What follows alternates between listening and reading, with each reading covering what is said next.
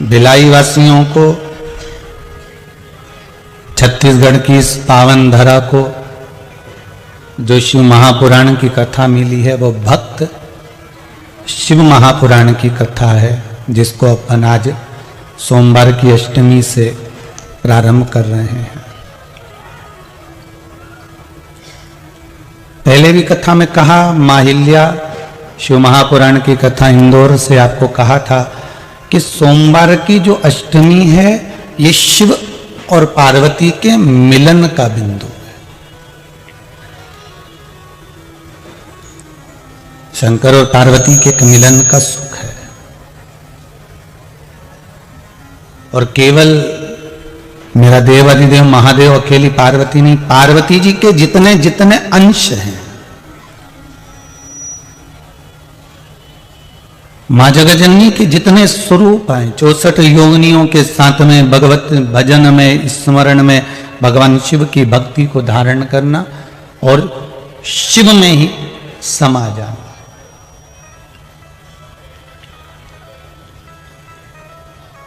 आस्था channel के माध्यम से, फेसबुक यूट्यूब के माध्यम से जितने श्रोता भाई बहन भगवान शिव की इस पावन कथा को सुन रहे हैं, उन सब से कहूंगा, आज का मौका मत छोड़ना। 7 बेलपत्र, 1 लोटा पानी, 1 जल का पात्र, और उस 7 बेलपत्र में भी मध्य की बेलपत्र में बीच वाली पत्ती पर केसर का भाग घिस कर चंदन बनाकर उससे ओम लिखकर, और दोनों जो पत्तियां हैं उस पर गणेश जी, रिद्धि सिद्धि और माता पार्वती जी का, कार्तिकेय जी का स्मरण कर कर उस पत्ती पर केसर चंदन की बिंदी लगाकर बाबा देव अधिदेव महादेव को अशोक सुंदरी की जगह पर समर्पित करिए। और उसी में से 1 बेलपत्र वापिस बाबा से लेकर आइए कि मेरा ये कार्य है बाबा, और आपको करना है बाबा, तेरे भरोसे पर यह कार्य किया, तुम्हें साधना है। शिव से निवेदन कर कर 1 बेलपत्र बाबा की वापिस लेकर आए, उसको संजो कर रखें। आज सोमवार की अष्टमी है, बाबा देव अधिदेव महादेव से प्रार्थना करना, निवेदन करना, हे बाबा, अगर आप करुणा न करते तो संसार के इस सागर से, भव सागर से निकलना बड़ा कठिन था हमारा।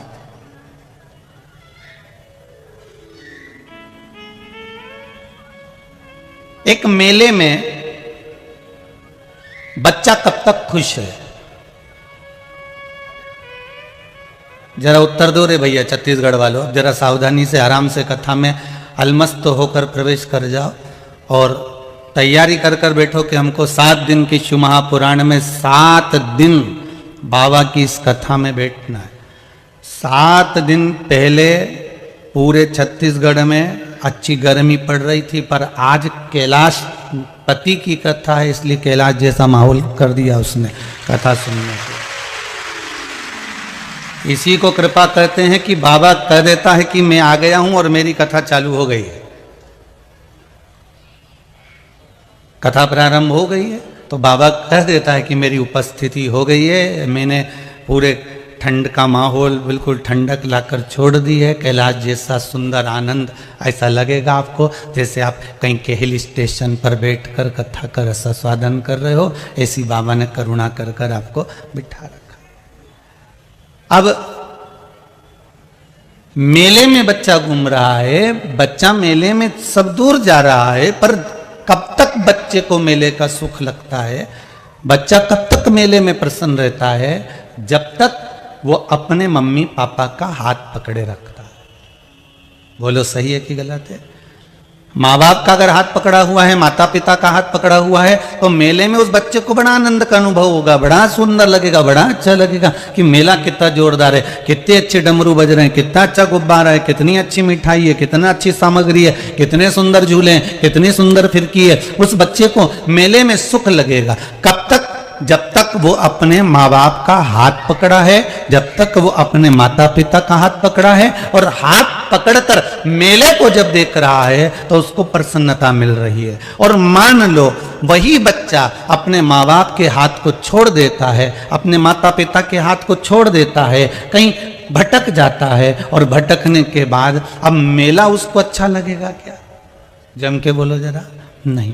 अब मेले में उसको सुख नहीं मिलेगा, अब वो मेला उसको ठीक नहीं लग रहा, अब मेला उसको डरावना लग रहा है, अब मेले से उसको डर लग रहा है, कहीं मेरी मम्मी खो गई, कहीं मेरे पापा खो गए, इस मेले में मुझे मिल नहीं रहे। बच्चा रो रहा है, आंख से आंसू बहा रहा है, और उस मेले में अपने माता पिता को ढूंढने का प्रयास कर रहा है कि मेरे माता पिता मिल जाए। अब उसको मेले में सुख नहीं मिल रहा, अब उसको मेले में आनंद नहीं मिल रहा। उसी तरह शिव महापुराण की कथा कहती है कि बच्चे को मेले में सुख जब मिलता है, जब वो माता पिता का हाथ पकड़े रखता है, उसी तरह शिव महापुराण की कथा कहती है संसार में सुख जब मिलता है जब भक्त महादेव का हाथ पकड़ा हुआ रहता है।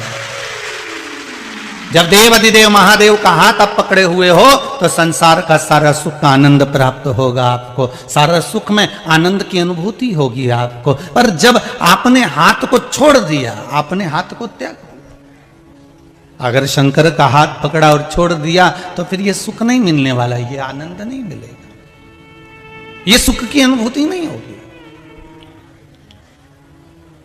ये आनंद की अनुभूति नहीं होगी।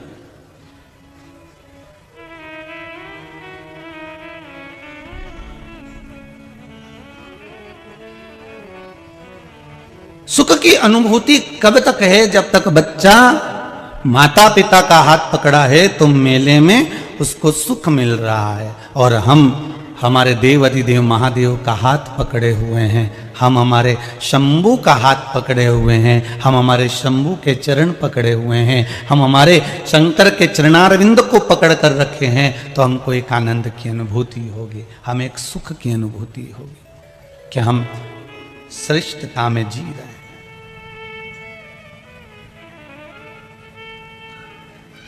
संसार में बहुत भीड़ है, काम लोभ विषय वासना अहंकार तृष्णा की, इसमें भटक मत जाना। पहले भी कथा में कहा कि एक शंकर के शिवलिंग के आसपास में 33 कोटि देवता विराजमान होते हैं, एक शिवलिंग के पास।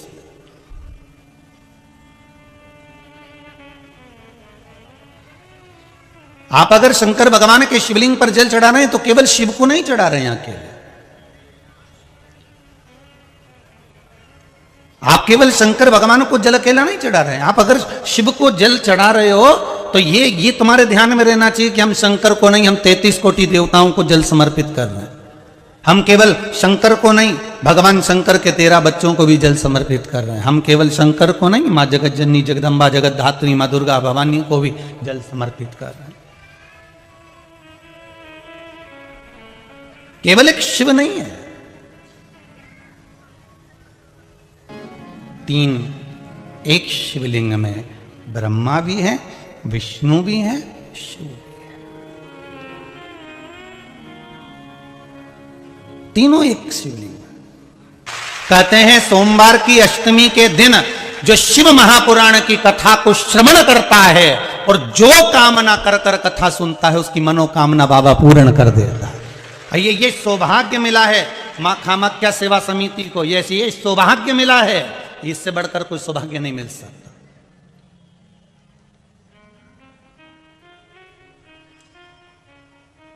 इससे बढ़कर कोई सौभाग्य नहीं मिल सकता। बार बार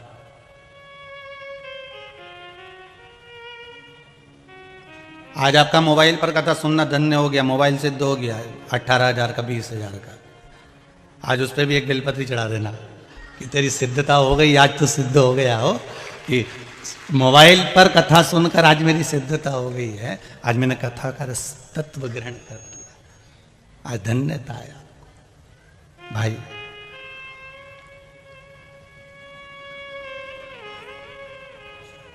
जैसे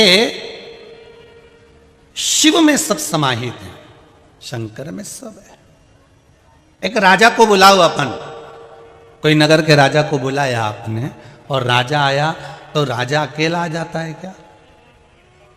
राजा अकेला तो नहीं आएगा ना, राजा आएगा तो उसके साथ में पूरी जितनी जितनी सेना है, जितने जितने मंत्री हैं, जितने जितने संतरी हैं, सब आएंगे, जो भी मंत्री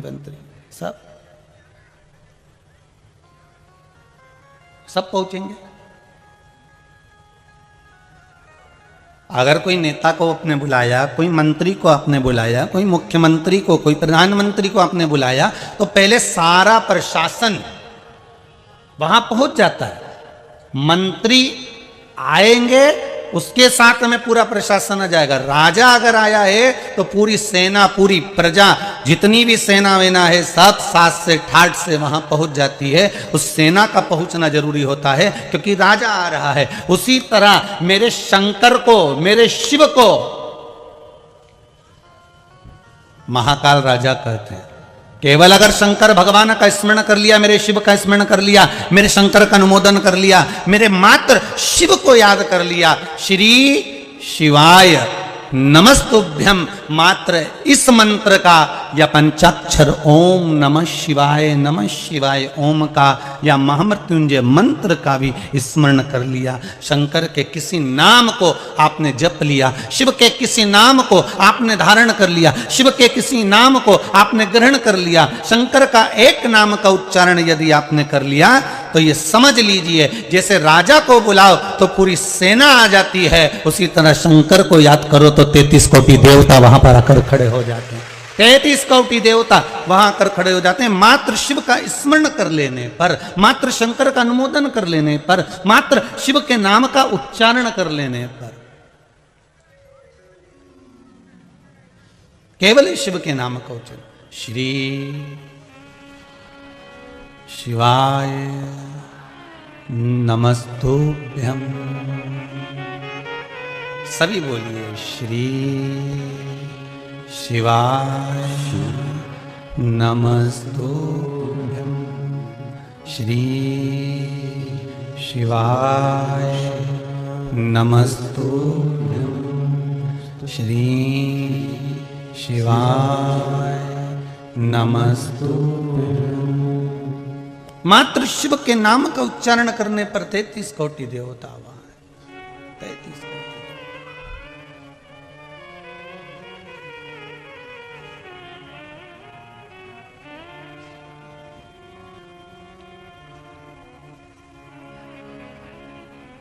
जैसे शिव ने डमरू बजाया और सब देवता वहां आ गए।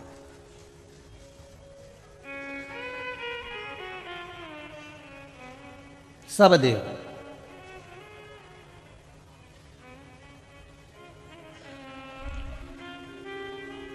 केवल शंकर के डमरू का नाद सुनकर सारे देव वहां एकत्रित हो जाते हैं।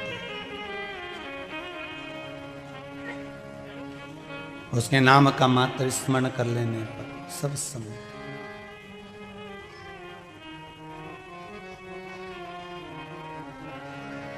भगवान शिव से निवेदन करो, बाबा भोलेनाथ कृपा करे। जैसे एक राजा को बुला लेने पर पूरी प्रजा आ जाती है, एक राजा को आमंत्रित कर लेने पर पूरा प्रशासन आ जाता है, उसी तरह केवल एक देव अधिदेव महादेव का मात्र नाम का स्मरण कर लेने पर संपूर्ण ब्रह्मांड में जितने देवी देवता, संपूर्ण मंडल में जो विराजमान है 33 कोटि देवता, उनका भी स्मरण हो जाता है। मात्र शिव का नाम ले लेने पर संपूर्ण देवता का नाम का स्मरण हो जाता है।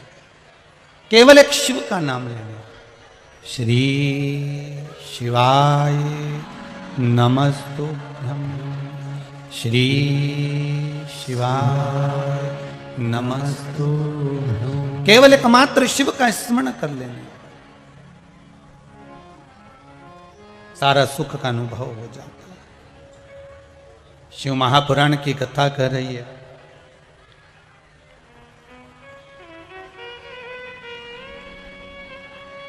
चंचुला देवी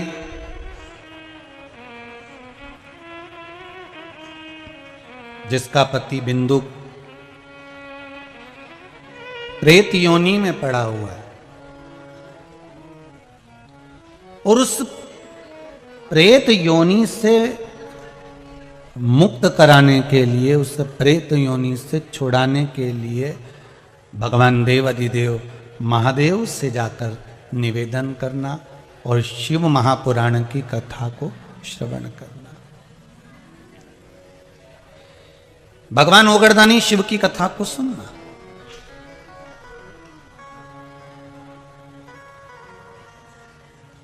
भगवान शिव से निवेदन करना। बहुत सुंदर बात यहां पर कही है, आप भी ध्यान देंगे। यदि भगवान इस लायक आपको बनाए कि आपके द्वारा किसी का भला हो जाए, तो इससे बढ़कर भगवान का कोई एहसान नहीं होगा, कोई कृपा नहीं होगी। इससे बढ़कर कोई कृपा नहीं हो सकती, इससे बढ़कर कोई एहसान नहीं हो सकता।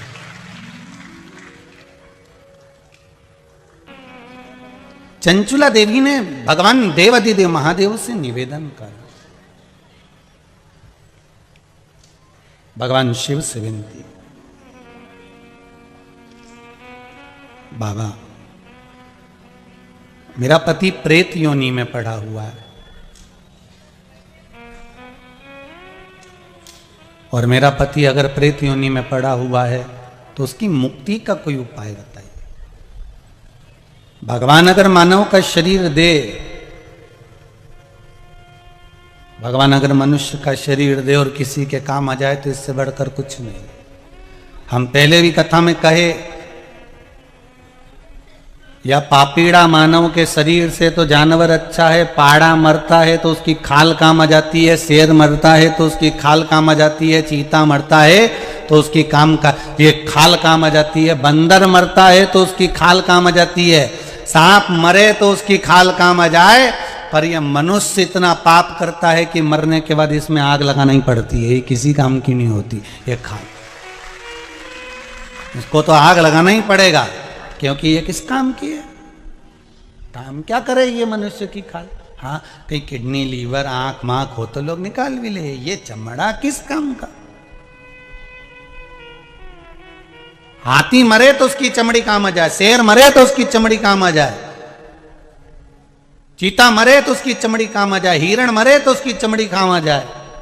पर केवल एक ये मनुष्य का शरीर ऐसा है जिसमें पाप भरा हुआ है, कपट भरा हुआ है, बेईमानी भरी हुई है, निंदा भरी हुई है, असत्यता भरी हुई है, इसमें इतना पाप भरा हुआ है कि ये मरने के बाद इसका किडनी लीवर भले काम आ जाए, आंख मांख भले काम आ जाए, पर बाकी का ये चमड़ी किसी काम की नहीं रहे साहब। इसको तो घर के लोग भी कहते हैं अब ले जाओ और आग लगाया, इससे ज़्यादा कुछ नहीं होगा, इसको उठाओ यहाँ से। परिवार वाले भी थोड़े समय के लिए रोते हैं, रोना पड़ता है, नहीं रोएंगे तो लोग कहेंगे बताओ घर का व्यक्ति मर गया और रो नहीं रहा है, इसलिए थोड़ा ना थोड़ा डिजाइन में तो रोना ही पड़ता है। में कोई बड़ी बात नहीं है, रोना तो सबके पड़ेगा कि रोना पड़ेगा, थोड़ा नहीं रोएंगे तो लोग कहेंगे।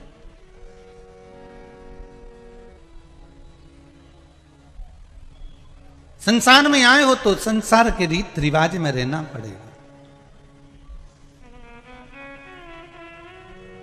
अच्छा, हम ये भी नहीं कहते कि तुम बहुत बड़े संत बन जाओ, बहुत बड़े साधु बन जाओ, बहुत बड़े सन्यासी बन जाओ, बहुत बड़े तपस्वी बन जाओ, बहुत बड़े साधक बन जाओ, बहुत मुश्किल है। भिलाई में रहते हो, कोयला और लोहे का काम ज्यादा है, बोलो तो सही है कि गलत है? कोयला और लोहे का काम ज्यादा है। कितना भी अच्छा कपड़ा धोके ने फ्लैट के बाहर टांग दो, उनमें थोड़ा ना थोड़ा काजल तो लग ही जाता है। उसी तरह संसार कोयले की खान है, इसमें आप कितना भी बचने का प्रयास करो, पर झूठ कपट छल बेईमानी प्रपंच थोड़ा ना थोड़ा तो टच कर ही लेता है। फिर भी चिंता मत करना, अगर कपड़े पे थोड़ी कालोच लग भी जाए तो सूखने के बाद कपड़े को झटकार देना तो वो कालोच झड़ जाएगी, कपड़े पर लग नहीं पाएगी। उसी तरह अगर कहीं इस मन में काम लोभ आसक्ति व्यसन वासना तृष्णा कुछ आ भी जाए तो शंकर को पकड़ लेना, शिव को पकड़ कर एक बार मन को शंकर के नाम से झटक देना। आया किसी ने पत्र में लिखा है, बड़ा सुंदर बात लिखी है।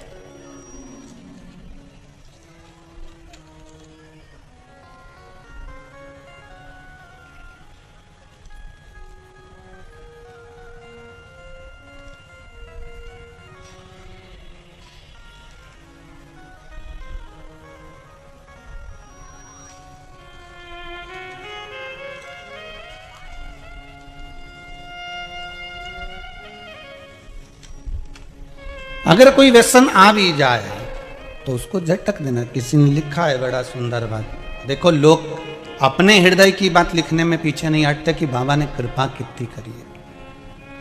पूर्णिमा राजपूत, कबीर धाम, कवर्धा, छत्तीसगढ़ से आई हूं। कहां बैठी हैं दीदी? हाथ उठाएंगे? आप ही हैं?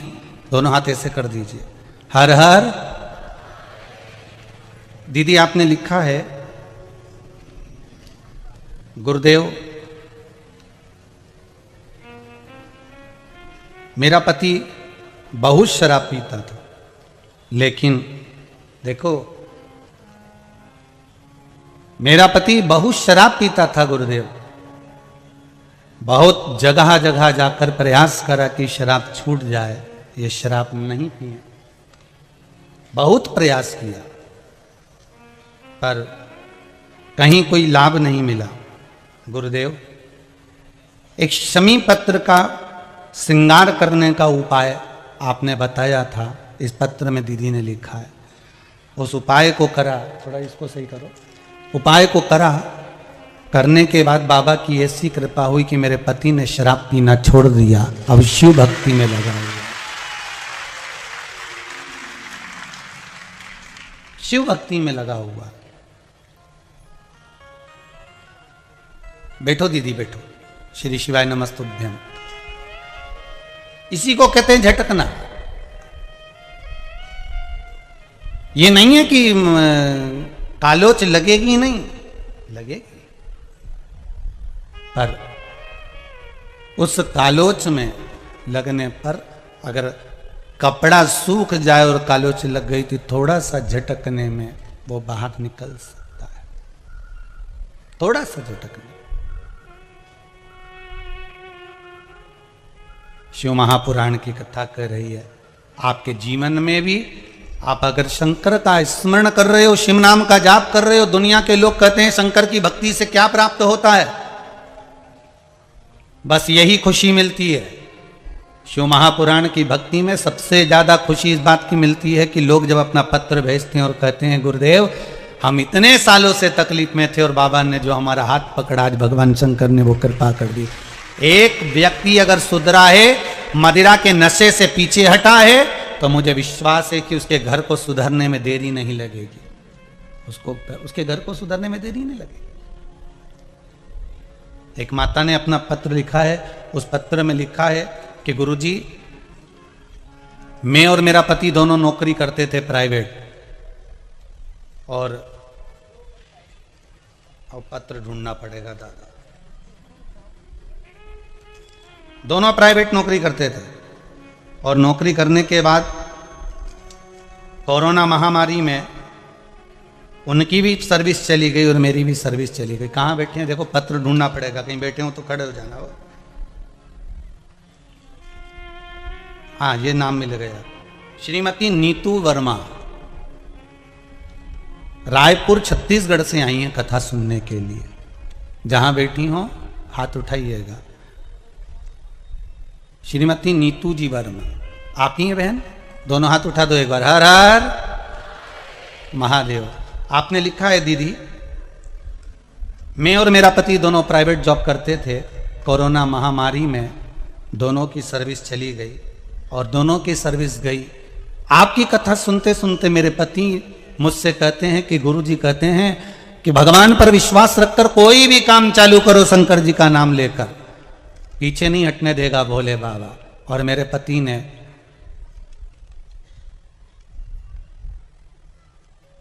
पति ने फिर एक काम चालू करा है और ऑटो पार्ट्स का काम दुकान लगाना प्रारंभ करी। थोड़ा सा पैसे से जब ऑटो पार्ट्स की दुकान लगाई है गुरुजी, अब जॉब में क्या तनख्वाह मिलती होगी, भोले बाबा इतना दे रहा है कि दोनों हाथों से बटोरी नहीं जाती।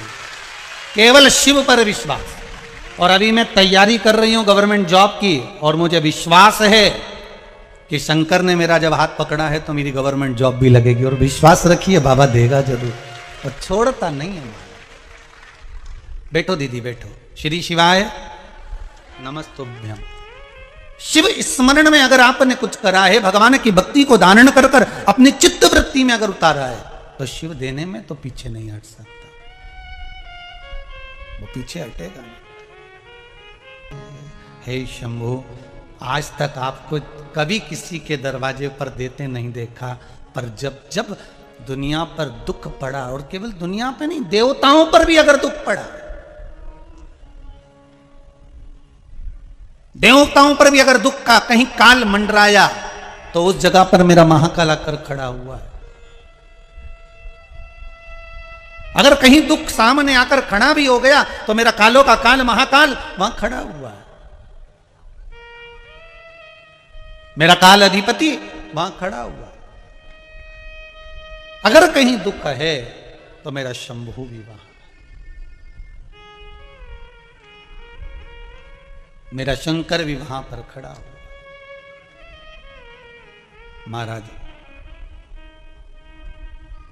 चंचुला देवी की आंख में आंसू भरे थे और भगवान शिव से निवेदन कर रही थी, बोले बाबा कुछ कृपा करिए, मेरे पति प्रेत योनि में पड़ा हुआ है और प्रेत योनि में पड़े हुए उस पति की मुझे मुक्ति चाहिए, मैं करूं क्या, ये आप बता दीजिए। मां जगतजननी ने मुझे जो कहा है, माता ने कहा कि शिव महापुराण की कथा करवा, पर मैं जब तुमरुका जी के पास में गई हूं, तो तुमरुका जी मुझसे कहते हैं कि तू बेधब्य है, और बेधब्य नारी पूजन में कैसे बैठ सकती है, शिव महापुराण की कथा में कैसे बैठ सकती है, तो मैं कैसे कथा करवा सकती हूँ। शंकर भगवान ने कहा तू क्यों चिंता करती है, अगर तू मेरा आराधना करती है तो तेरी जगह पर शिव और पार्वती पूजन में बैठेंगे। शिव महापुराण को ना कोई करवाने वाला है, ना कोई सुनने वाला है, और ना कोई बाँचने वाला है। शिव महापुराण को तो शंकर स्वयं बाँचते हैं, शंकर स्वयं करवाते हैं, और शंकर स्वयं श्रवण करते हैं। कोई दूसरा इसमें नहीं है, इनका कोई दूसरा नहीं कर रहा है।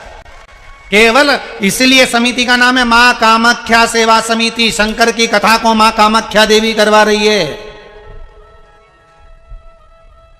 शिव की कथा को मां जगदम्बा स्वयं करवा रही है, शिव की कथा को शंकर स्वयं करवा रहे हैं और स्वयं सुनवा रहे हैं। इसमें केवल यहां कामाख्या समिति का नाम नहीं है, यहां आप सबका विश्वास, कहीं ना कहीं आपने पशुपति व्रत करा होगा, कभी ना कभी शंकर जी का एक उपाय आपने करा होगा, तो शंकर ने आपके उपाय के फलस्वरूप ये शिव महापुराण की कथा भिलाई में दे दी है। ये शिव के कृपा से प्राप्त हुई है, शंकर की कृपा से, कहीं उसकी कृपा से हमको मिल गई है, और मिली है तो उसको आनंद लीजिए,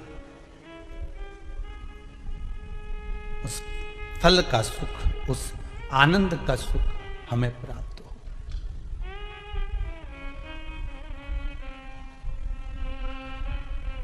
शिव महापुराण की कथा वर्णन कर रही है, शिव पुराण की कथा भगवान ओगड़दानी की कथा कह रही है। महाराज, तभी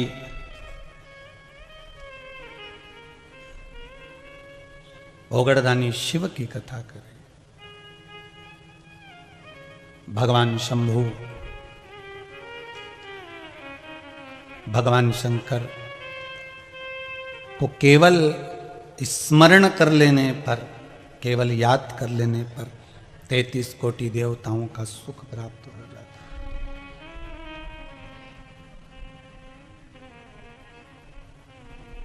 ठीक है, बाबा ने कहा कि आप करो शिव महापुराण की कथा, तुमरुका जी से कहो वो तैयारी करें,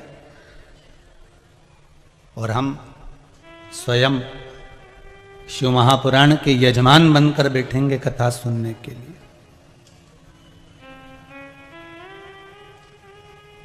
हम स्वयं बैठेंगे कथा सुनने के लिए, आप करें तैयारी।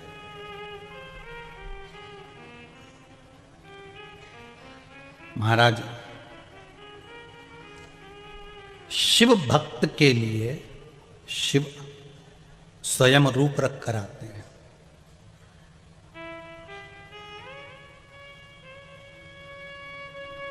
और कोई दूसरा रूप शंकर जी कभी नहीं रखे।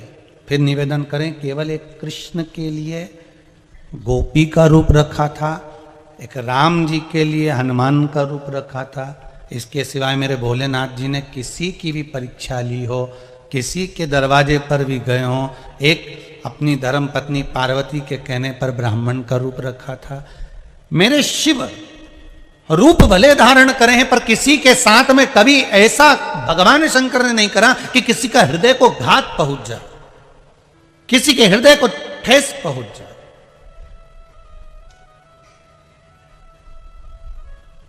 रूप जरूर रखे हैं मेरे शंकर, रूप रखा है, पर किसी को घात पहुंचे, किसी को ठेस पहुंचे, ऐसा मेरा शंकर कभी कोई कर्म नहीं करा। और हम आपसे भी कहेंगे, मानव की देह मिली है, मानव का शरीर मिला है, प्रयास करना आपकी वाणी से, आपके शरीर से, आपके मन से, आपकी वृत्ति से, आपके चित्त से किसी को कोई ठेस ना पहुंचे। अगर मनुष्य का शरीर आपने पाया है, मानव की देह मिली है, आप कहीं, पहले कथा में कहा, किसी मंदिर में दिया लगाएं ना लगाएं, किसी मंदिर में अगरबत्ती लगाएं ना लगाएं, किसी मंदिर में जाकर फूल चढ़ाएं ना चढ़ाएं, किसी मंदिर में जाकर आप पूजन करें ना करें, पर इतना जरूर करें कि किसी के नेत्रों में तुम्हारे कारण पानी ना आए, तुम्हारे कारण किसी के नेत्र में आंसू ना आए, तुम्हारे कारण किसी का हृदय ना दुखे, इसका विशेष ध्यान रखें। आप दिया लगाएं ना लगाएं, आप अगरबत्ती लगाएं ना लगाएं, आप पूजन करें ना करें, आप स्मरण करें ना करें, पर अपने कारण किसी का दिल ना दुखे, हमारे कारण किसी के हृदय को ठेस ना पहुंचे।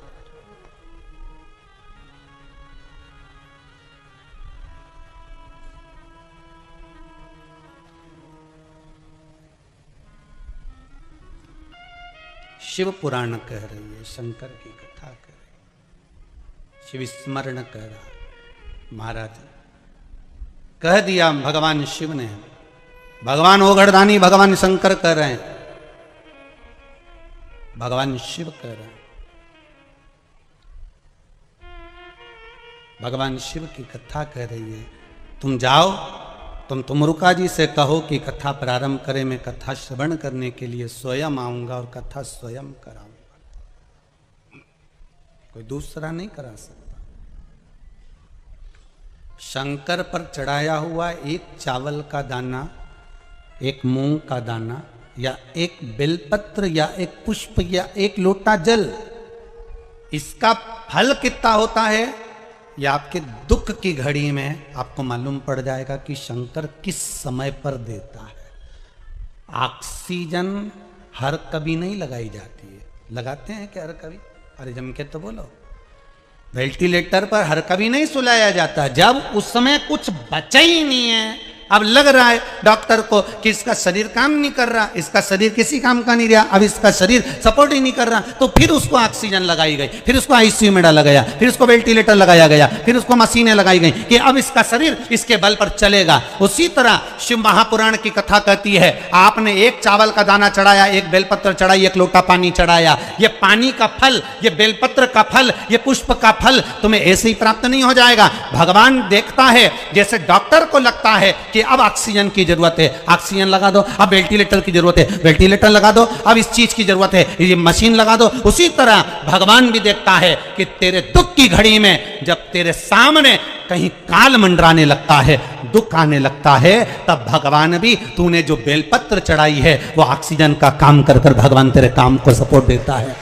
तूने एक लोटा पानी चढ़ाया है, भगवान कहता है मेरे लिए वेंटिलेटर के बराबर, तेरे को तकलीफ आएगी, तेरे को कष्ट आएगा, तेरी बीमारी बढ़ेगी, तेरे को अगर धन की जरूरत पड़ेगी, तेरे को दुख आएगा, तो समझ लेना तूने जो एक लोटा पानी चढ़ाया है वो तेरे सामने आकर खड़ा हो जाएगा। ये जल खाली नहीं जा सकता, ये बेलपत्र खाली नहीं जा सकता, ये एक पुष्प जो भगवान को चढ़ाया गया है ये खाली नहीं जा सकता। तू जो चढ़ाया है वो तुझे प्राप्त होगा, जो तूने समर्पित करा है वो तुझे मिलेगा।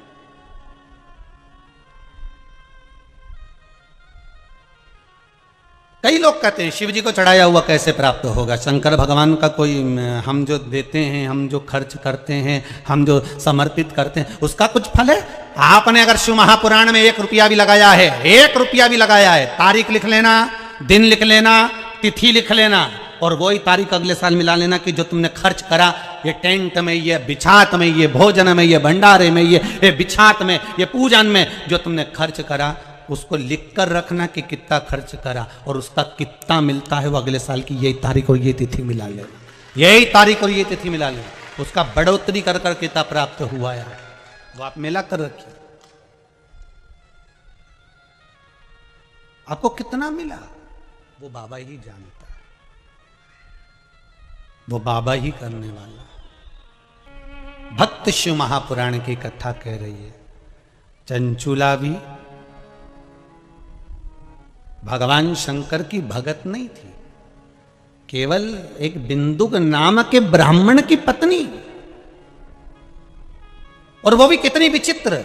पति चोरी का धन लेकर आता था, वो उसका भोग करती थी। कभी शंकर जी के मंदिर में एक लोटा पानी नहीं चढ़ाया उसने, कभी शिव जी के मंदिर में कभी उसने धूप नहीं लगाई, कभी शिव जी के मंदिर में उसने दिया नहीं लगाया, कभी शिव जी के मंदिर में जाकर उसने बेलपत्र नहीं चढ़ाई। वो तो बस केवल अपने वो धन जो पति लेकर आता था उसका भोग किया करती थी, केवल उसका भोग करती। कभी उसने सत्कर्म नहीं करा। उसने जीवन में एक सत्कर्म करा, वो काशी में गई, काशी की धरा पर पहुंची और काशी विश्वनाथ की उस धरा पर उसने पांव रखकर बस कुछ क्षण की शिव महापुराण की कथा सुन ली, गंगा का स्नान करा, चलने की तैयारी हुई, पांव फिसल गया, सिर फूट गया और सिर फूटा और उसके प्राण निकल गए। अब कई लोगों के मन में आएगा कि बताओ, काशी में गई थी, गंगा नहाई थी, तो फिर तो उसको कुछ होना ही नहीं था, उसको तो बचना था। भगवान कभी बुरा नहीं करता, एक बात अपनी जिंदगी में उतार लो। वो जीवन में कभी किसी का बुरा नहीं करता। जिसका भी करा उसने अच्छा ही करा, बुरा करने का काम ही नहीं था उसके पास।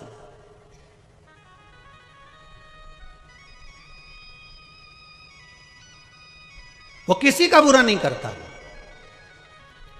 फिर चंचुला क्यों मरी? उसको मारने का कारण केवल इतना था कि उसके पति को मोक्ष यही दे सकती थी, पर यह मानव के शरीर में अपने पति को मोक्ष देगी? मानव के शरीर में उसको यह मालूम नहीं था कि मेरा पति प्रेत योनि में है, मेरा पति प्रेत योनि में पड़ गया, उसको नहीं मालूम था। वो तो जब प्राण छूट गए, जब जीवात्मा निकल कर जाने लगी तो उसको लगा कि मेरा पति तो नरक में पड़ा हुआ है, मेरा पति तो प्रेत योनि में पड़ा हुआ है। तब वो भगवान शंकर के दरवाजे पर जाकर रोती है, बिलखती है, माता पार्वती से निवेदन करती है कि मेरा पति प्रेत योनि में पड़ा है और मैं बैकुंठ में बैठी हूं, ये मुझे सुख सहन नहीं हो रहा, तुम मेरे पति का उद्धार कर दो। तब उसके चित्त में यह बात आई, मेरे पति का उद्धार करिए, मेरे पति को मोक्ष दीजिए।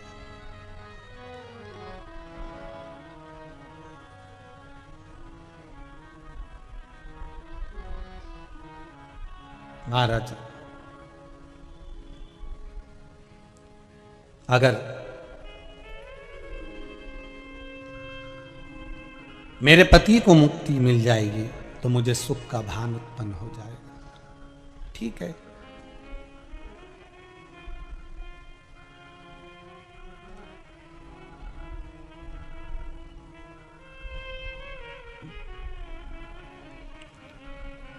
मुक्ति तब प्राप्त हो।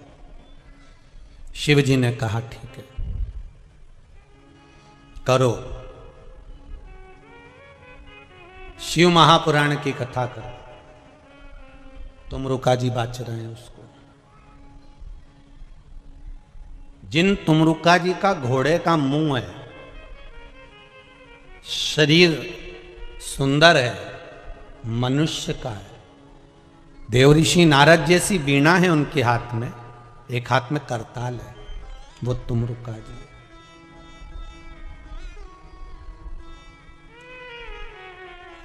वो तुमरुका जी जो शिव महापुराण की कथा को कर रहे हैं, बाच रहे हैं, सुना रहे हैं।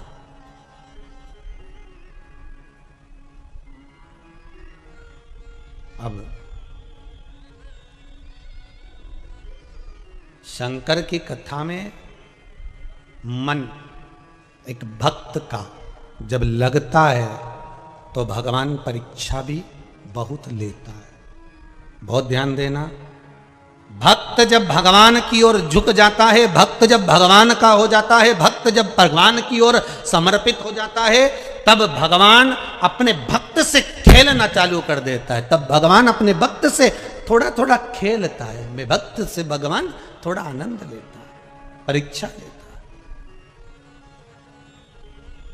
एक बार माता लक्ष्मी भगवान विष्णु के साथ बैठी हुई थी, पार्वती शंकर जी के साथ बैठी हुई थी, ब्रह्माणी ब्रह्मा जी के साथ बैठी हुई थी, और ये तीनों बैठी हुई हैं और तीनों के पति साथ में बैठे हुए थे, तो तीनों ने एक साथ प्रश्न किया। लक्ष्मी जी ने भगवान विष्णु से, माता पार्वती जी ने शिव जी से, ब्रह्माणी ने ब्रह्मा जी से, तीनों ने एक साथ प्रश्न किया कि ये बताओ प्रभु, आपको सबसे ज्यादा प्रिय कौन है?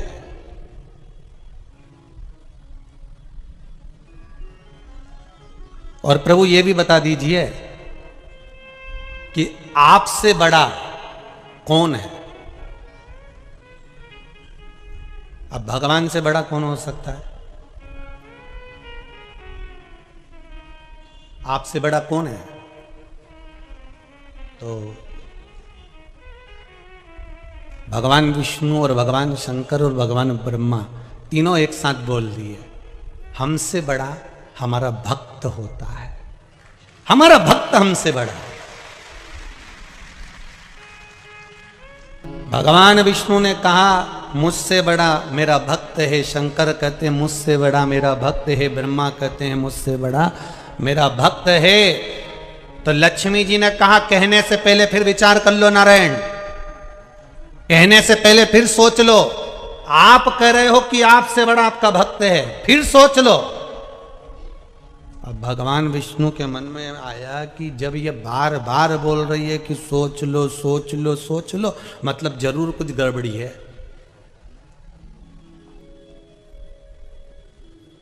जरूर कोई गड़बड़ी है, होता है। एक नई नई बहू आई, सास ने उसको कहा बेटा एक एक दाना सही से बीनना हो चावल का। हाँ मम्मी। अब बहू कचौड़ी तल रही थी, सास फिर चिल्ला के बोली एक एक कचौड़ी सही से तलना हो। How mummy. अब वो बेचारी प्रेस कर रही थी, सास फिर आ गई एक एक कपड़े में सही से प्रेस करना हो। How mummy. अब आज बहू नहाने के लिए बाथरूम में गई, 3 घंटे निकल के बाहर नहीं आई, तो सास ने आवाज लगाया बेटा रोटी वोटी नहीं बनाना, तू बाथरूम में बैठी हुई है क्या कर रही है? मम्मी एक एक बाल को शैम्पू कर रही हूं। अब उसकी सास ने दूसरी बार कहना ही बंद कर दिया कि एक एक कचौड़ी को सही से तलना, क्योंकि उसको मालूम है अगर बाथरूम में जाके बैठ गई तो 3-4 घंटा नहीं निकलेगी। अब वो भी कह देगी मैं तो एक एक नाखून को घिस रही थी साबुन से, फिर एक एक उंगली को घिसा, फिर हथेली को घिसा, फिर हाथ को घिसा, वो भी लग जाए। अब लक्ष्मी जी ने कहा कि आप ध्यान कर लो प्रभु, आपसे बड़ा कौन? भगवान विष्णु ने कहा भक्त। पार्वती जी ने भी पूछा आपसे बड़ा कौन? तो के भक्त। तो ब्रह्माणी भी कह रही है आपसे बड़ा कौन? तो ब्रह्मा जी के भक्त। तो इतने में पार्वती और ब्रह्माणी कुछ नहीं बोली, पर लक्ष्मी जी को तो कांटे से खून नहीं। लक्ष्मी जी को थोड़ा सा गुस्सा थोड़ा जल्दी आ जाता था, एकदम अचानक। ये होता है, जो अपने मायके से थोड़ा माल ज्यादा लाती है ना वो अकड़ में रहती है, ऐसा रहता है। तो लक्ष्मी जी जब ब्याई थी ना भगवान विष्णु के साथ में, तो लक्ष्मी जी जब भगवान विष्णु के साथ ब्याई थी तो समुद्र देवता ने कितना दिया था?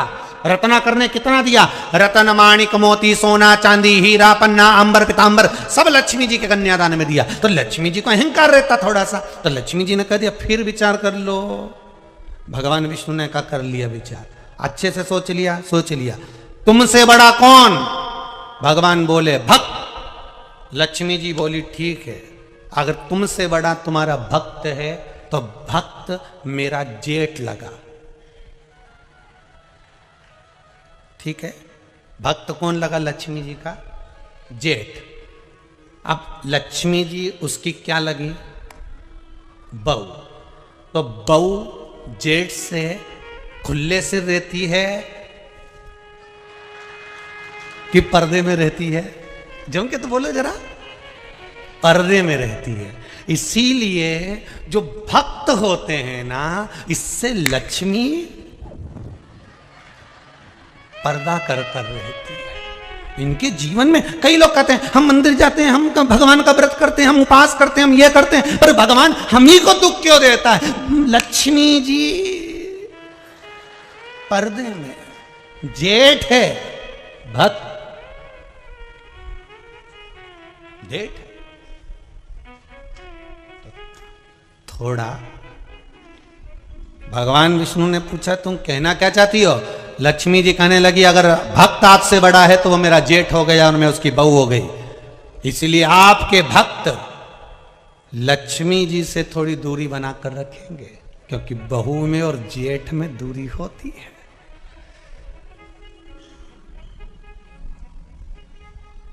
नारायण मन में सोचे हो गया कल्याण।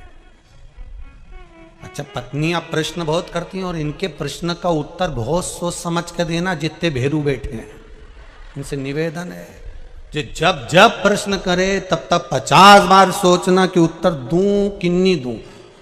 देव सको तो देव, नहीं तो अटैची उठा ऑफिस जाओ। फालतू की बात करो ही मत ही। अपने पानी की बोतल उठाओ ने दुकान जाओ। अपने बोलना ही नहीं। ये कितना ही बोले पर अपने नहीं बोले। ये तुम बोले और ये गर्जी, ये तुम बोले और ये गर्जी, तो तुम बोले ही मत। अब भगवान विष्णु को लगा कि लक्ष्मी जी बोल रही हैं कि मैं भक्तों से दूरी बनाकर रखूंगी, क्योंकि वो मेरे जेठ हैं, तो मैं दूरी रखूंगी। शंकर भगवान ने बुलाया लक्ष्मी जी को, इधर आओ लक्ष्मी। आपको मालूम है आपका विवाह भगवान विष्णु के साथ किसने करा है? आपको मालूम है? लक्ष्मी जी ने कहा प्रभु मुझे मालूम है। किसने कराया? लक्ष्मी जी बोली आपने कराया। आपको मालूम है? आपकी मां ख्याति देवी, लक्ष्मी जी की मां का नाम तक ख्याति। आपकी मां ख्याति देवी मेरे मंदिर में आती, मेरी पूजन करती, मेरी आराधना करती, मेरा स्मरण करती, और अपनी बेटी लक्ष्मी जी का विवाह मेरे साथ करना चाहती थी, पर मैं तुमसे विवाह नहीं करना चाहता था, क्योंकि नारायण आपको स्नेह करते थे, इसलिए आपका विवाह लक्ष्मी जी के साथ मैंने कराया। लक्ष्मी, आपका विवाह नारायण के साथ मैंने कराया है, और अगर मैंने विवाह कराया है तो मैं कौन तुम्हारा? जो विवाह कराने वाला होता है घर का बुजुर्ग होता है, बड़ा होता है, तो मैं कौन? ससुरा। अब मैं तुम्हारा घर का बड़ा बुजुर्ग। तो सुनो लक्ष्मी,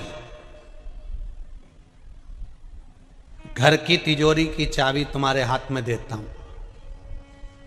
अभी तक तुम लक्ष्मी थी, केवल अभी तक केवल तुम लक्ष्मी थी।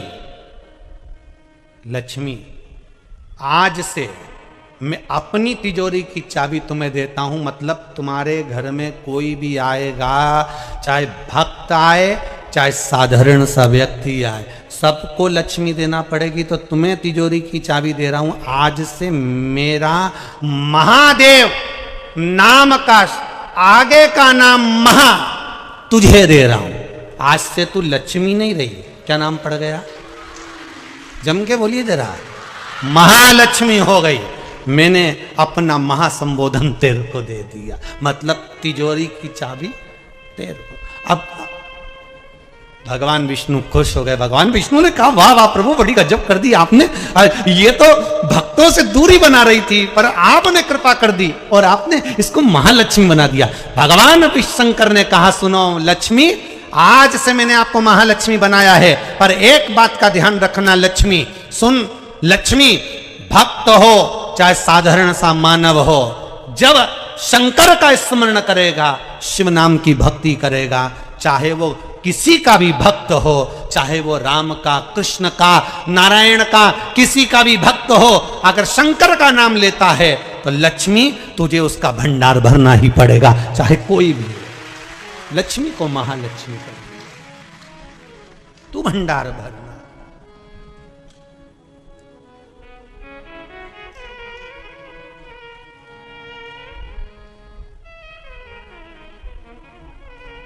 भक्त बड़ा जरूर है और है भगवान।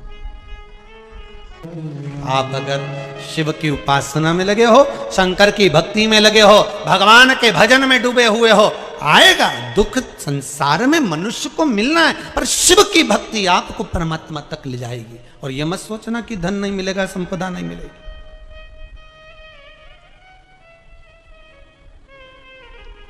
कई लोग कहते हैं शंकर मुक्ति के देवता हैं। कई लोग कहते हैं शिव मुक्त कर देते हैं, शिव मोक्ष के देवता है, पर शिव महापुराण की कथा कहती है शंकर लक्ष्मी के भी देवता है। शिव का नाम लेने पर जितना जितना शंकर का हम नाम लेते चले जाते हैं, शिव भक्ति में हम जैसे जैसे डूबते चले जाते हैं, वैसे वैसे मेरा ओघड़दानी लक्ष्मी भी देते चले जाता है, वो कमी नहीं रखता, कमी नहीं रखता। अकाल मृत्यु हो मरे जो काम करे चंडाल का, काल उसका क्या बिगाड़े जो भक्त हो महाकाल का। जो शंकर का उपासक हो, शिव भक्ति में डूबने वाला हो, उसका बाल बांका नहीं हो सकता। ये पत्र में लिखा किसी बहन ने, बड़ा सुंदर लिखा।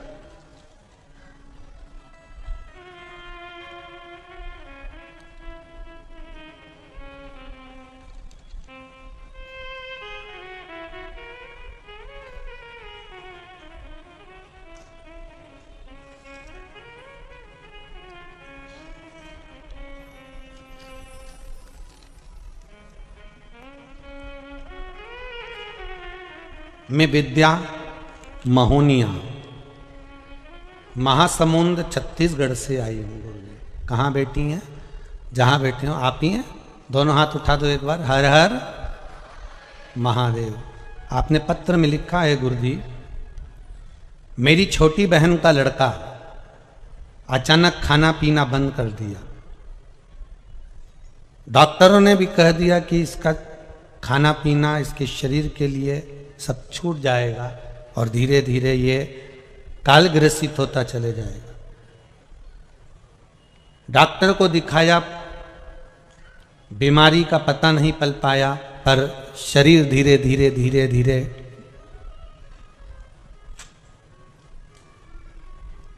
बिना भोजन के, बिना कुछ खाने के छिन्न होने लगा।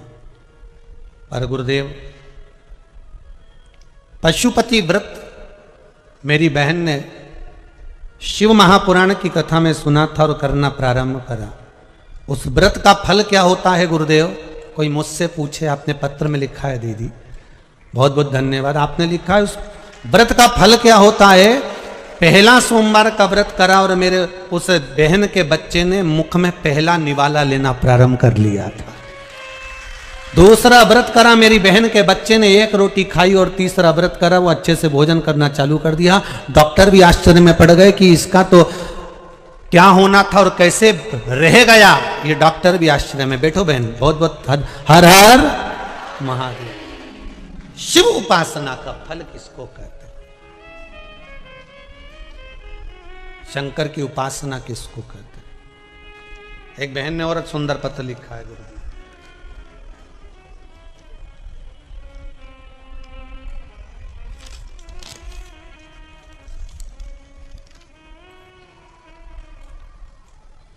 मार्च के महीने से गुरुदेव कथा सुन रहे हैं।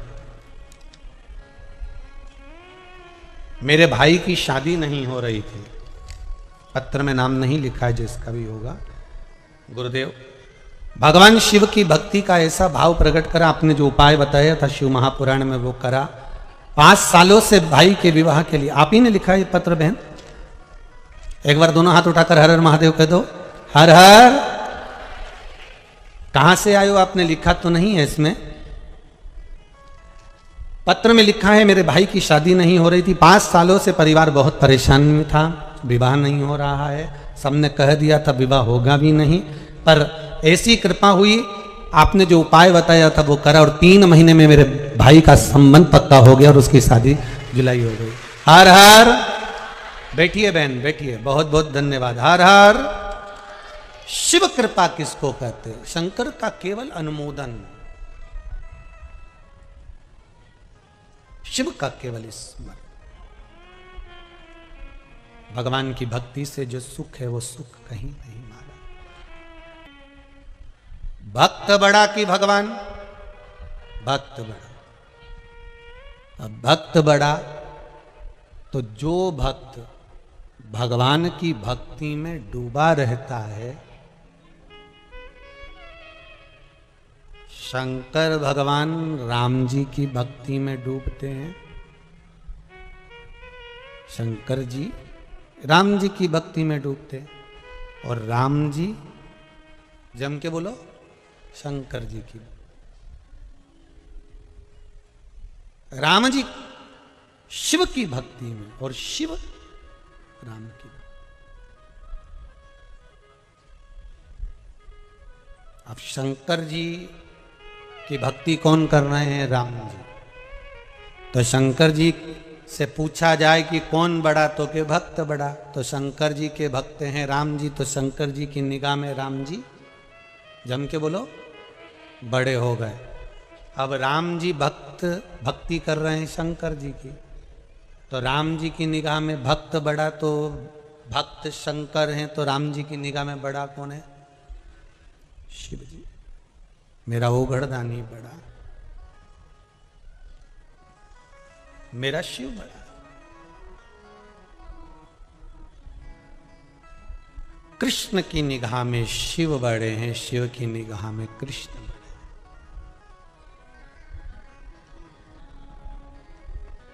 राम की दृष्टि में शंकर बड़े हैं, शंकर की दृष्टि में राम बड़े हैं, कृष्ण की दृष्टि में शिव बड़े हैं, शिव की दृष्टि में कृष्ण बड़े हैं। क्योंकि भगवान कह रहे हैं मुझसे बड़ा मेरा भक्त होता है, भक्त मुझसे बड़ा है। तो जो भगवान की भक्ति करता है भगवान उसको बड़ा समझ लेते।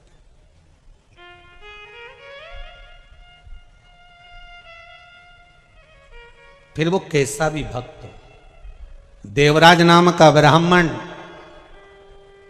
चोरी का धन लेकर शंकर जी के मंदिर में गया था। ब्राह्मण देवता कथा सुना रहे थे और एक क्षण की कथा उसके कानों में पड़ गई और वहां से वो चल दिया। अब जो ब्राह्मण देवता कथा सुना रहे थे उनको क्या मालूम था कि चोर है, वो तो भक्त समझ रहे थे।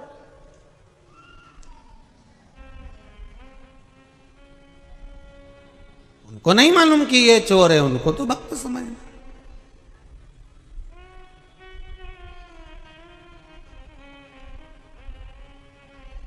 जैसे बेलपत्र के वृक्ष के नीचे चढ़ाया गया पानी हमारे पितरों को प्राप्त हो जाता है, शिव जी को चढ़ाया गया पानी 33 कोटि देवताओं को प्राप्त हो जाता है। उसी तरह भगवान देव अधिदेव महादेव को समर्पित करा गया एक बेलपत्र 3 लोक के हमारे संपूर्ण देवी देव जो भी विराजमान है उन सबको प्राप्त हो जाता है। जल की बड़ी महत्वता है कि जल शिव जी को जब चढ़ाया जाता है, जल जब हम बेलपत्री के पेड़ के नीचे चढ़ाते हैं, पीपल के वृक्ष के नीचे जल चढ़ाते हैं, आंवले के वृक्ष के नीचे जल चढ़ाते हैं, तो उसकी कितनी कितनी महत्वता होती है।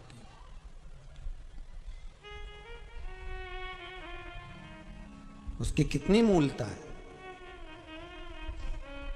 दुनिया के लोग भले ना समझे, पर उसमें पहले का नियम है हमारा। पहले जो भोजन होता था, भोजन बनता था, उसमें आंवले की खटास डाली जाती थी। आज के ज़माने में तो लोग टाटरी डाल दें, नींबू डाल दें, ये सब बात की बातें। आंवला इसलिए डालते थे क्योंकि हड्डियां मजबूत रहती थी। अब आज के समय में तो कहाँ लोग बस वो च्यवनप्राश मिल जाए आंवले का तो खा ले। पर नियम अगर माताएं बनाए कि आंवला नवमी पर आंवले के वृक्ष से आंवले लेकर आवे, आंवला नवमी के समय पर बहुत आंवले आते हैं, तो उसके बाद में उसके पहले कभी भी ले आओ और आंवले के आंवले इकट्ठे कर कर वही जब दाल सब्जी भाजी बनाओ उसमें पटक दो थोड़ा सा एक आध आंवला, तो उसका जो रस तत्व है शरीर की हड्डियों के लिए अच्छा। तो हमारे यहाँ बेलपत्री का वृक्ष, पीपल का वृक्ष, आंवले का वृक्ष, इन तीनों जगह पर जो जल चढ़ाया जाता है उसकी महत्वता भी हमारे यहां दर्शाई गई। उसकी महत्वता भी दर्शाई। एक अच्छी बात सुनो, बहुत बाबा की कथा में प्राप्त हो और जीवन का कल्याण हो। कभी किसी मकान का उद्घाटन कर रहे हो, किसी दुकान का उद्घाटन कर रहे हो, महाराज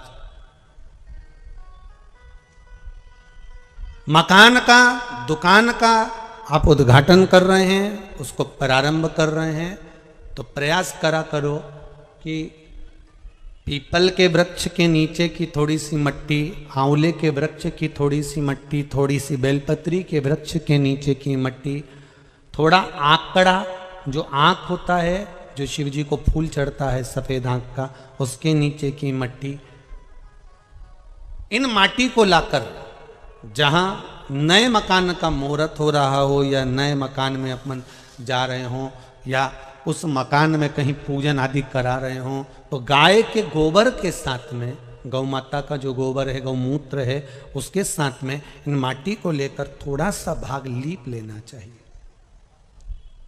क्यों?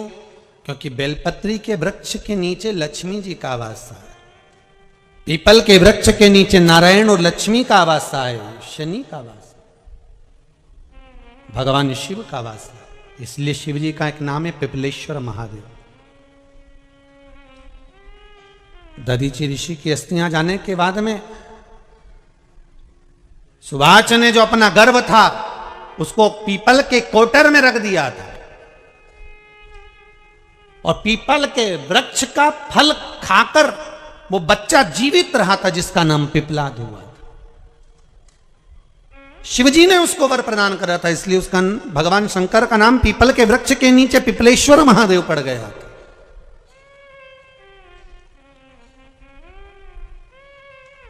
भगवान शिव का नाम पिपलेश्वर महादेव। तो यहां जो नारायण, भगवान विष्णु, भगवान ब्रह्मा, भगवान शिव आंवले के वृक्ष के नीचे विराजमान है अपनी अपनी संगनी के साथ, तो वहां की मिट्टी सुख प्रदान करती है। पीपल के वृक्ष के नीचे की मिट्टी सुख प्रदान करती है, बेलपत्री के वृक्ष के नीचे की मिट्टी सुख प्रदान करती है, हमको आनंद की अनुभूति करा देती है।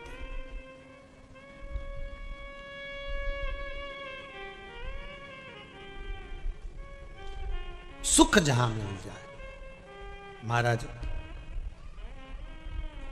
शिव महापुराण की कथा कह रही है, देवराज नाम का ब्राह्मण थोड़ा सा कथा का रसास्वादन कर कर, ब्राह्मण देवता को नहीं मालूम कि ये चोर है, उन्होंने तो उसको भक्त समझा कि कथा सुनने के लिए आया है। अपने को मालूम नहीं पड़ पाता, अपने कथा के पंडाल में, अपने एरिया में कौन बैठा है, कैसा बैठा है, क्यों आया है, अपने को क्या मालूम। आप तो कथा के पंडाल में आया है तो आप समझेंगे कि कथा सुनने आया, अपने को क्या मालूम कि ये क्या करने आया।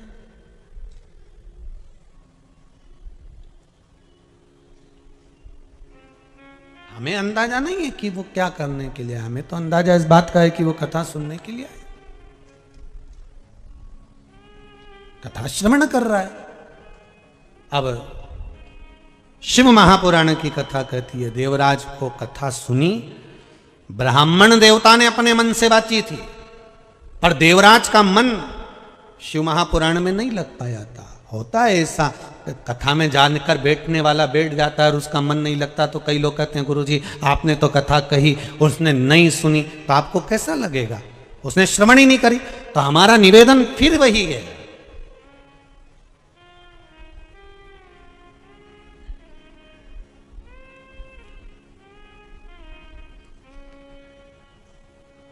पत्थर को पानी में डाल दीजिए, पत्थर नहीं गलेगा, पर सूर्य की तपन से पत्थर शीतल तो रहेगा। उसी तरह आप अगर कथा में जाकर बैठे हो, कथा श्रवण करने के लिए बैठे हो, तो ये पक्का है आपका मन लगे ना लगे, पर कम से कम 3 घंटे आप झूठ बोलने से, पाप करने से, छल करने से, बेईमानी करने से, प्रपंच करने से बचोगे तो सही। भले आपका मन कथा में नहीं लगे, भले आपका चित्त कथा में ना जाए, भले आपका मन कथा में नहीं पहुंच रहा, पर 3 घंटे आप सत्कर्म तो कर रहे हो, 3 घंटे कहीं पाप तो नहीं कर रहे, 3 घंटे आप झूठ तो नहीं बोल रहे, 3 घंटे आप बेईमानी तो नहीं कर रहे, 3 घंटे आप कथा में बैठकर कहीं झूठ प्रपंच तो नहीं कर रहे, इतना ही बच गए ना, वही बहुत है, उतना ही बहुत है बचना।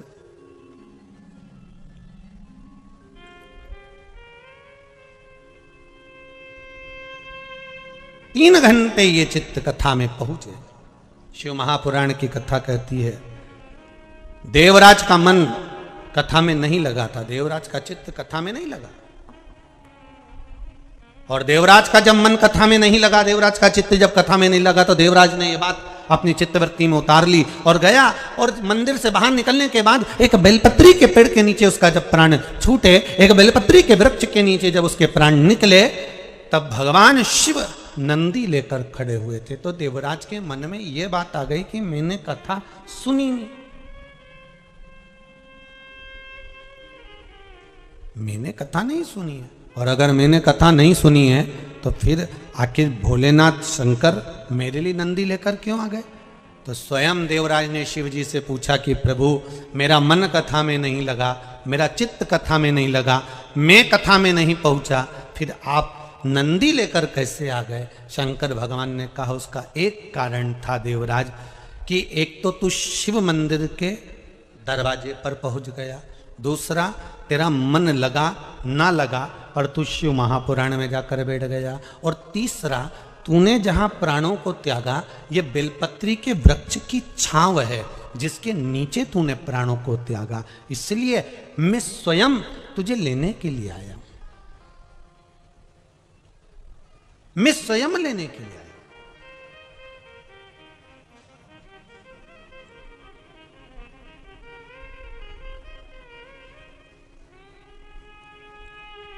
एक दान छोटा सा होता है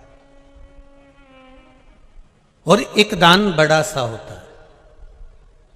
बहुत अच्छी भाषा में समझिएगा इसको। आपने किसी को तुलसी का इतना सा पौधा दिया, आपने किसी को बेलपत्री का एक काली सी पॉलिथीन में इतना बड़ा पौधा दिया। एक जब वृक्षारोपण के लिए लोग देते ना, हमने साहब बेलपत्री के 1008 पौधे लोगों को दान दिए, हमने वृक्ष लगाने की प्रेरणा दी, हमने 50 पौधे दिए, कहीं कहीं हमने 30 पौधे दिए, कहीं कहीं समितियां हमने 20 पौधे दिए। उनसे निवेदन है, तुमने इतना इतना सा पौधा दिया, उसको पनपने में, उसको लगाने में, उसको संभालने में व्यक्ति की जिंदगी निकल जाएगी। अगर वही पौधा तुम बड़ा लेकर आते और अच्छा बड़ा सा पौधा जब तुम लाकर देते और वो लगाता, तो उसको पनपने में भी जल्दी वो पनप जाता और उसका सुख भी लोगों को ज्यादा मिल जाता। अब इतना सा पौधा लेकर आए, पूछा पहले रेट कितने का है, तो कि ये 15 रुपए का, ये 20 रुपए का, और वो बड़ा वो 150 रुपए का, वो 200 रुपए का। तो तुमने सोचा पौधा ही तो देना है, इतना सा ले जाओ। जितने लोग आप लोग कथा में बैठे हो और जितने आस्था पर सुन रहे हो और जितने फेसबुक यूट्यूब पर सुन रहे हो, ईमानदारी से बोलना, आपको भी किसी किसी ने पौधे दिए होंगे। जो इतने इतने से पौधे दिए होंगे वो कितने दिन तक चले होंगे? तुम बोलो ईमानदारी से। टिके वो? ज्यादा नहीं टिके। 10-20 लगाए होंगे तो उसमें से 1-2 पनपे होंगे, वो टिक जाएंगे।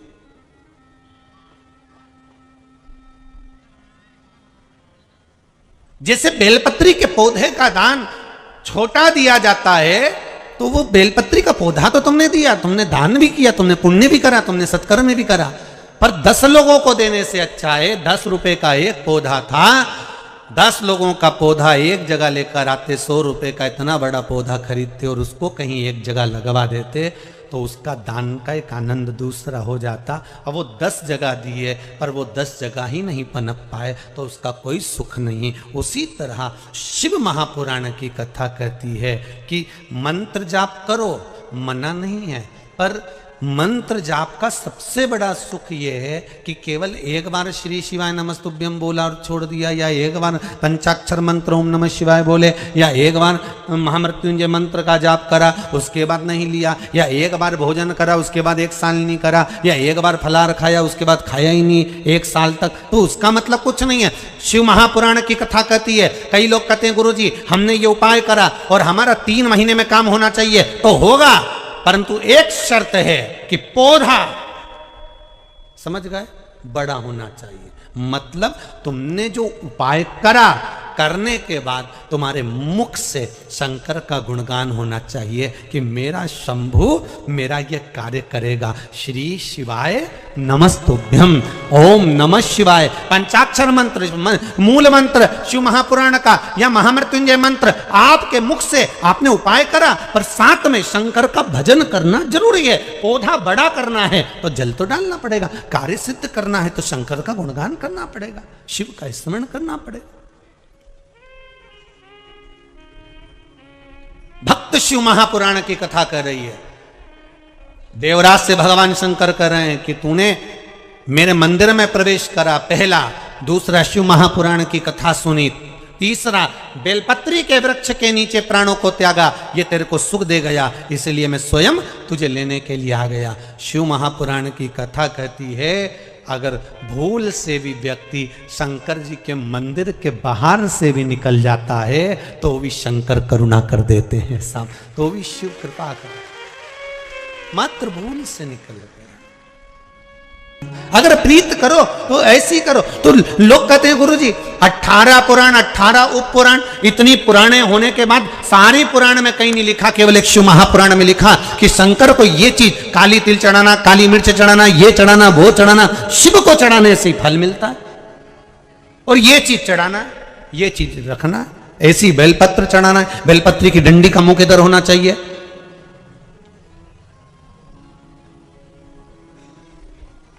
भगवान शिव को चावल चढ़ाना है आखा, नंदी को हरी मूंग चढ़ाना है, बेलपत्र चढ़ाना है, ये सब शिव महापुराण में वर्णन कर दिया।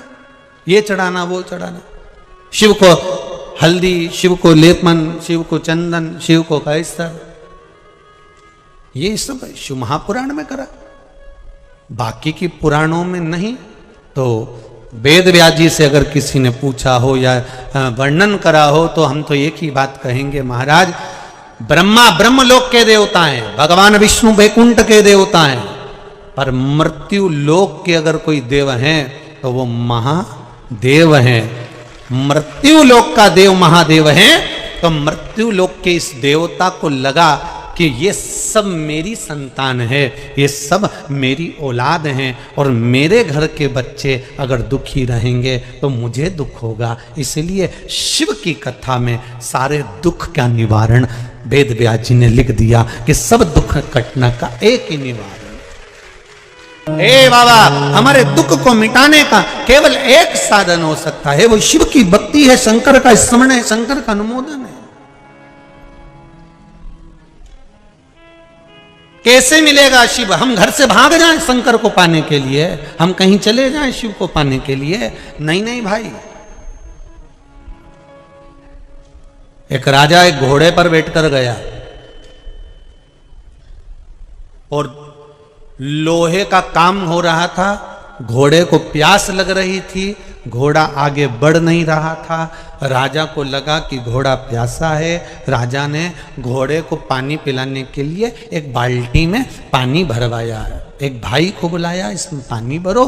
घोड़ा पानी पीने के लिए मुंह डाला बाल्टी में। जैसे ही उसने बाल्टी में मुंह डाला, इतने में लोहा पीटने वाले लोहा पीटना चालू करे, फट फट, जैसे खट खट देना चालू करा। इसका घोड़ा पानी पिए और बिच के, घोड़ा पानी पिए और बिच के, इधर से फट की आवाज आए और घोड़ा बिच के, फिर खटर की आवाज आए, फिर बिच के, फिर खटर की आवाज आए, फिर बिच के।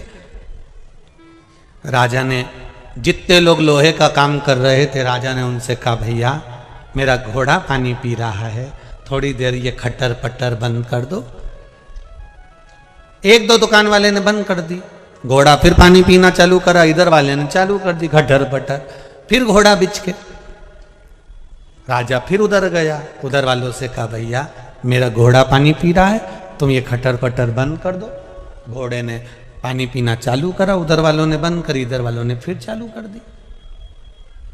राजा बड़ा दुखी हो गया। इतने में एक संत निकल कर जा रहे थे।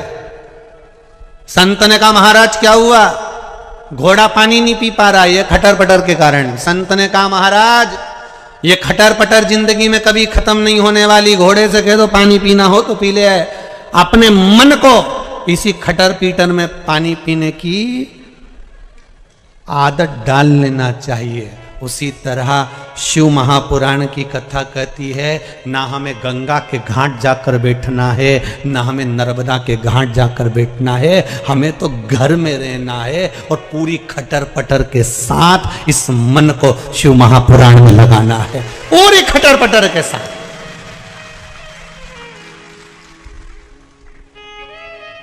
पोता इधर से खींचेगा, दादी दादी इधर से नाती खींचेगा, इधर से पंती खींचेगा।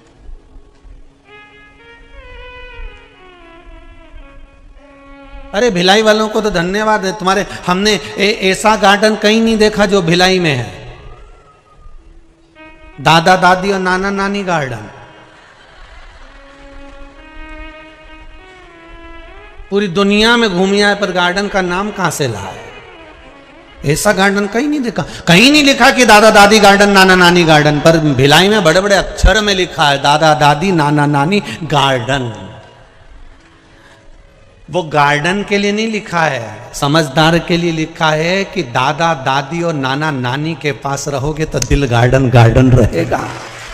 तो केवल गार्डन वालों के लिए, ये समझदारों ने लिखा है कि इस दिल को अगर गार्डन करना है, इस मन को अच्छा करना है, तो दादा दादी की गोद में जाकर बैठ जाओ, नाना नानी की गोद में भी जाकर बैठ जाओ। जो दादा दादी के करीब में रहता है, नाना नानी के पास में रहता है, उसका दिल तुम देखो। छोटे छोटे बच्चों से कहो कहाँ जाना है, नानी हाउस, नानी घर। नानी घर माँ क्या मिलता है? कुछ नहीं, मेरी नानी मुझे बहुत प्रेम करती है, दादी मुझे दादी बहुत प्रेम करती है, मेरा दादा मुझे बहुत प्रेम करता है, मुझे बाजार ले जाता, कुरकुरा दिला के लाता, मुझे टॉफी दिलाता। तो जिन बच्चों का मन गार्डन गार्डन हो जाए, वही दादा दादी नाना नानी गार्डन। तो भिलाई में ऐसा गार्डन है तो तुम सबके लिए बनाए कि दिल को अच्छा बनाने का प्रयास करो, कहीं नहीं भटकना। भक्त से भगवान है और भगवान की मूलता भक्त है। भक्त भगवान है और भगवान की मूलता भक्त, भक्त की मूलता। चंचुला देवी शिव जी से कहिए कथा रस तत्व सुनना। ठीक है, श्रवण किया, तुमरुका जी से जाकर निवेदन करा।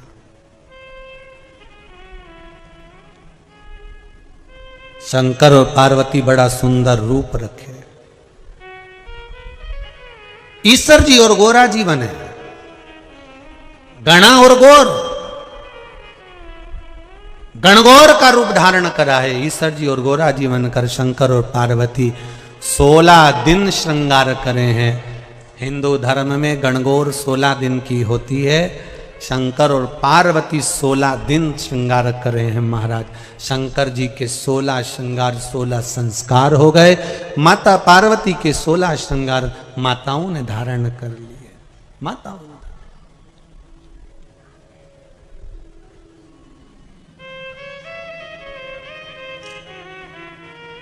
शिव जी ईश्वर जी, माता पार्वती जी गोरा जी मनी, शंकर और पार्वती आ रहे हैं। जोरदार ताली बजाकर स्वागत करें। शिव महापुराण के आज सुंदर आनंद लेते हुए ईश्वर जी और गोरा जी पधार रहे हैं। बोल काशी विश्वनाथ भगवान की जय, महाकाल राजा की जय। बाबा भोलेनाथ और माता पार्वती जी सुंदर रूप रख कर आए हैं। आरती होगी, आप सब बेलपत्र प्रसाद के रूप में लेकर जाएंगे। भाव भक्ति के साथ में ही आस्था चैनल पर, फेसबुक यूट्यूब पर और इस पावन सेक्टर नंबर 7 भिलाई के इस पावन दशहरा मैदान स्कूल प्रांगण के अंतर्गत ये कथा हो रही है। भाव भक्ति से बाबा ने मौका दिया है, बाबा ने आपको बुलाया है। आप प्रेम से शिव महापुराण की कथा श्रवण कर अपने जीवन को धन्य बनाएं। भक्त शिव महापुराण की कथा का लाभ लें, भाव भक्ति से आनंद से। आज की कथा विराम ले रही है।